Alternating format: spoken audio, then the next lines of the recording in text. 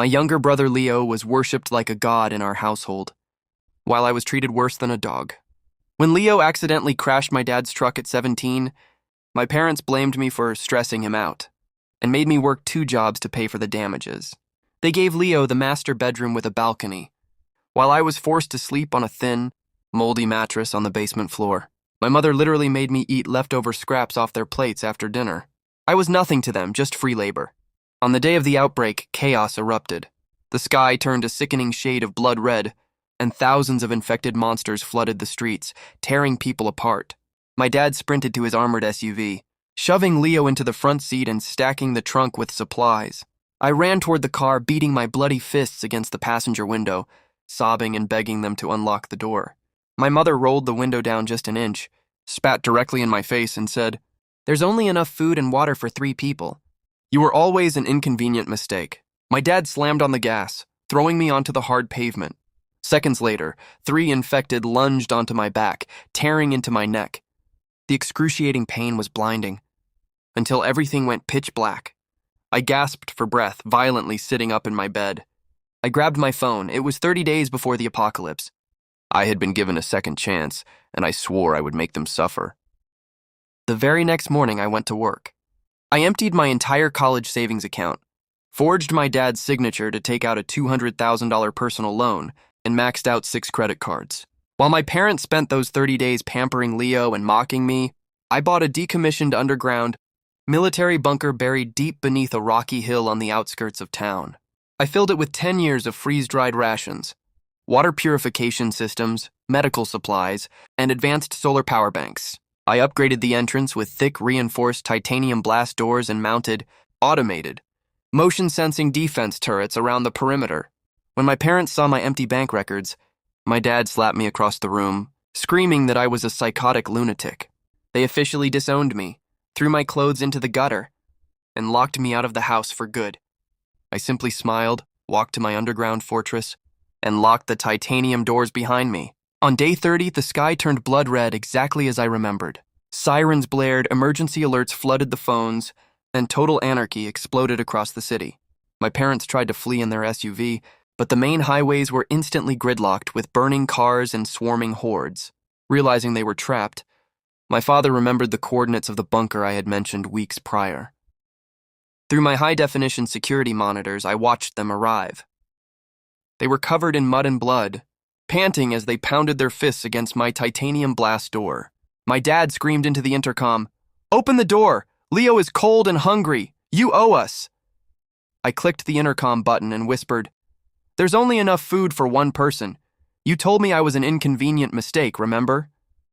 For 3 days straight, they returned to my bunker, crying, pleading, and offering me useless jewelry in exchange for a single can of beans. I sat comfortably in my heated room, watching them starve on my camera feeds while enjoying hot meals. I clicked the intercom button and whispered, "There's only enough food for 1 person. You told me I was an inconvenient mistake, remember?"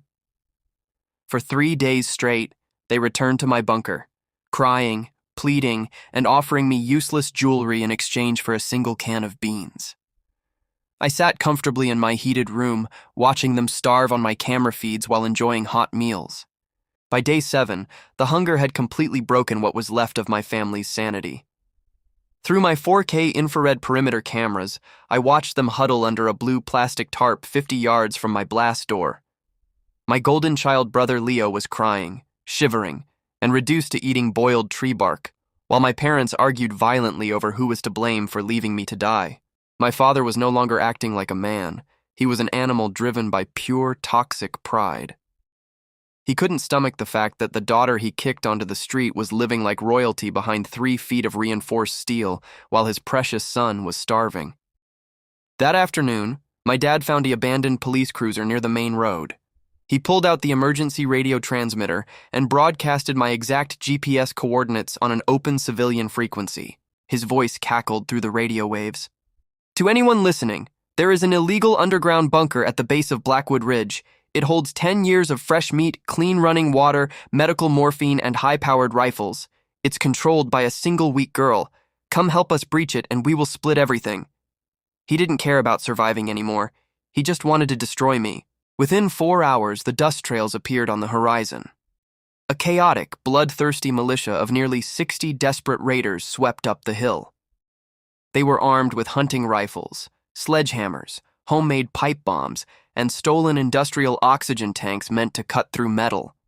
At the front of the mob stood my father, holding a megaphone he salvaged from a guard tower, flanked by my mother and Leo. He looked up directly at my main optical camera lens with a terrifying yellow-toothed smile. He keyed the megaphone, his voice echoing off the concrete walls. "You thought you were smarter than us. You thought you could hoard all this life for yourself while your own blood starved. We have enough explosives to turn this entire hill into a crater.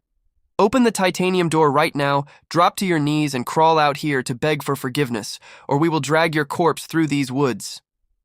My mother joined in, screaming hysterically, "You cold-blooded monster! You let your brother suffer for a week. You deserve whatever these men do to you." I didn't answer. I sat calmly in my leather ergonomic chair in the climate-controlled command room. I adjusted the audio monitors, took a slow sip of hot coffee, and watched the raiders set up their breach charges against my primary titanium hinges. They thought they were raiding a cellar. They had no idea they were trying to break into a self-contained, military-grade fortress. The raiders ignited their first homemade breach bomb against the outer frame. A massive boom shook the dirt above my bunker, filling the outdoor air with thick black smoke and rock dust. My parents cheered wildly, thinking the door had cracked. When the smoke cleared, the polished titanium surface didn't have a single scratch.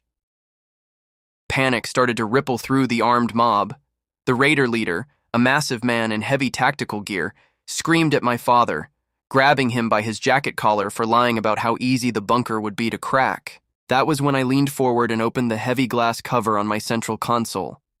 I hit the glowing red toggle labeled Exterior Sanitation Protocol. Heavy pneumatic valves hissed across the rocky slope.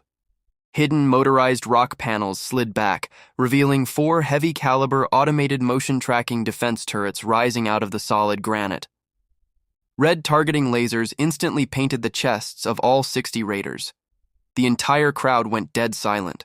Before anyone could pull a trigger, the automated system fired its first wave. High-decibel sonic flashbang pulses mounted to the turret bases.